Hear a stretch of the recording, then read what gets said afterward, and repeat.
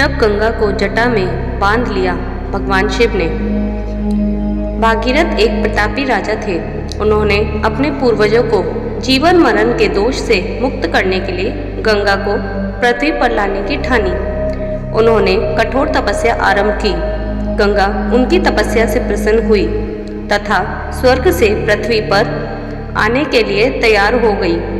पर उन्होंने भागीरथ से कहा कि यदि वे सीधे स्वर्ग से पृथ्वी पर गिरेंगी तो पृथ्वी उनका वेग सहन नहीं कर पाएगी और रसातल में चली जाएंगी। यह सुनकर भागीरथ सोच में पड़ गए। गंगा को यह अभिमान था कि कोई उसका वेग सहन नहीं कर सकता। तब उन्होंने भगवान भोलेनाथ की उपासना शुरू कर दी। संसार के दुखों को हरने वाले शिव शंभु प्रसन्न हुए और भागीरथ से वर मांगने को कहा। भागीरथ ने अपना सब मनोरथ उनसे कह दिया।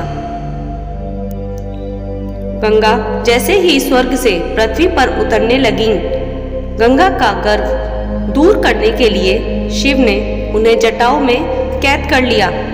वह छटपटाने लगीं और शिव से माफी मांगी।